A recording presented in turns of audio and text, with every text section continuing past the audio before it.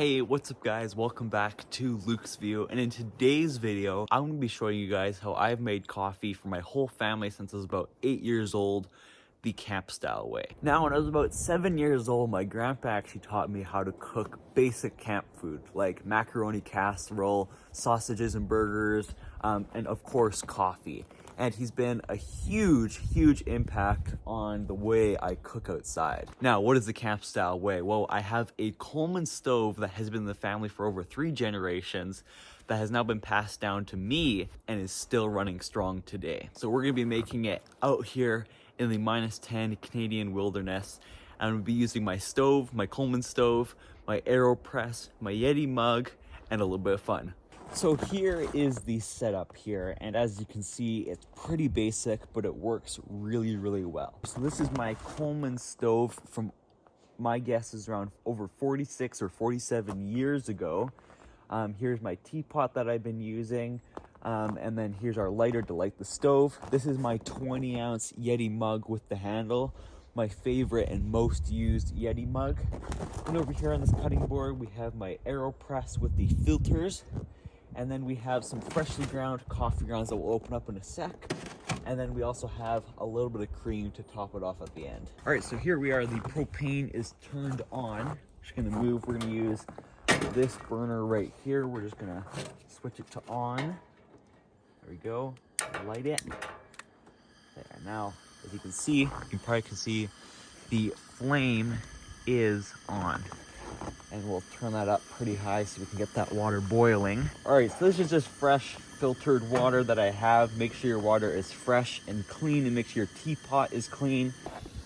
All right, so the water is boiling, and now we're gonna get started on the actual coffee. But first, we're gonna have to grind up these fresh beans that I have from my favorite coffee company, and we'll do it right now.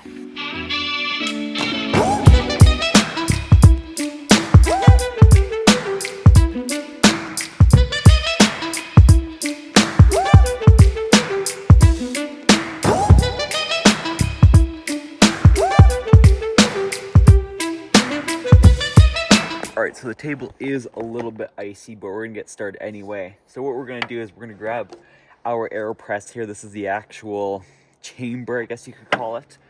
And we're gonna grab this little filter part here. Now, you would say all the coffee grounds are gonna get through there. You'd be correct. So what we're gonna do is we actually grab one of these little filters that are from AeroPress and just pull. You just need one. We're gonna put this one in, and then we're gonna grab this, the chamber here, and we're just gonna push it on like that. All right, so now we have our chamber ready to put some really good decaf coffee in. And so what we're gonna do is we're gonna grab our freshly ground coffee that we did before. It looks really good. And I wish cameras had a smell thing on it because it smells really good. So what I usually like to do for me is this is about 1 scoop here. Now this is the official scoop from AeroPress. And I usually like to do about 1.5. So put that in. So it looks like about there. You can kind of see a bit, not very well. And I'm gonna put in about a half or so, maybe even 2/3 of the scoop in, just to make sure we are doing a bit of a bigger cup here. And so yeah, that looks pretty good. If we're doing a 20-ounce cup here, we wanna make sure we have enough grounds for it. All right, so now we're just gonna wanna sift it around to make sure everything's all even and there's no high and low spots of it. And now that's ready. So now we're gonna grab our 20-ounce Yeti cup here, put this down the board. We're gonna put this on top, and as you can see, it is all ready to make a great cup of coffee. All right, so it's done. All right, so here we are ready to pour the boiling water into the hot chamber. You wanna make sure your water is hot enough so that all the coffee can actually, the flavor will come out. So here you go. If you spill a little, that's fine. Just try not to. All right, so it's a little fast since this tea kettle isn't very good. It's a bit newer of one. Now that we have this, now it's poured out, we're gonna just give it a little bit of a stir just to make sure it's all mixed up. Now, this is a bigger cup, so we're gonna wanna fill this. As you can see, it's already going down. Now, some people ask, why do you need this thing to make it go down? Well, the one reason why I find And I'll show you in a sec the second reason. But the first reason is that it won't go down all the way. It'll only go down to about half. So you're gonna want to fill it up more with water to get all of it. But this will actually compress as much flavor as possible out, instead of just letting it drip like normal drip coffee. All right, so as you can see, it's gone down more now. So we're gonna fill it up more. And that time it overflowed a bit. It's a bit tricky with this tea kettle, so I would probably not recommend this tea kettle. I don't know what brand it is, but as you can see, a little bit overflowed out, which is fine. All right, so after making a little bit of a mess here, we're gonna actually put the plunger in now. And now this is the second reason for the plunge that most people get after AeroPress for, saying there's no point to the plunger, but there actually is. So when I put this plunger in, most people would just push it down right away. But you don't want to do that. You actually want to leave it in like it is now, because this whole thing is based off of suction. And so keeping this here actually keeps the hot water in the chamber. As you can see, there's nothing dripping out, right? It's not dripping, which means it's holding the hot water with the coffee grounds, which is making a richer coffee. All right, so it's been a couple minutes now, which means we can press this down. Now, if you see here, it overflowed a little bit with the grounds. You want to be very careful of that. That's something I messed up on. So I'm going to get a different tea kettle for next video. But that can actually make it so the grounds get into the coffee cup.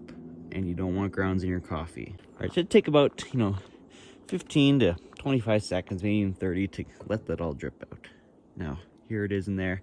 We didn't make it fully to the top just because I don't really need that much coffee today. Now we're going to put that out. And there we go. This is our new and fresh cup of coffee. Now you can feel free to put in any honey or sugar. I'm someone that just likes to add a little bit of cream to my coffee. I find it just adds a little bit of flavor to it. So let's just dump in a little bit there.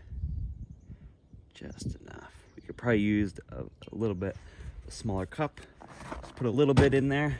And there we go. We're gonna trap this in, trap all the heat in with our Yeti, and there we go. But that is how we make coffee. I think it's a great way. I think it's a lot better than a Keurig or an espresso. It's a bit more fun. It feels like you're a bit more connected to the coffee. My favorite products in this, Coleman stove, an absolute beast. I own a newer one as well, but this thing here, you just can't beat using what is estimated to be around a 46 to 47-year-old stove. This thing is absolutely crazy, and it still runs perfect. I've never had a problem with it. And yeah, Yeti cup here. This will keep my drink in -10 cold for a pretty good amount of time. It'll keep my drink hot in the cold weather. And then the third favorite product is the AeroPress, of course. It's the thing that made it all happen today. It's really great. This is the travel one. They also make one that's a little bit bigger by about this much or whatever, so that you can make a bigger cup of coffee. I have that one as well. But the travel one here is so portable. If you want to make a full review on the AeroPress, just let me know. It has some pretty nifty tricks up its sleeve that I'd like to show you guys. So hit that subscribe button, comment what you liked about this, and if you're going to try this out, and what product you may own or want to pick up after seeing this video. And that's it for now, guys. I hope you guys enjoyed today's video, and I'm going to go sit by the fire and enjoy some coffee. Peace. I legitimately wasn't expecting it to be that hot. It literally, the water was just boiling, but it was out in the cold for about 5 minutes. And if you saw my face, I was like, geez, a lot harder than expected. So that Yeti cup actually was doing its job really, really good. All right, peace.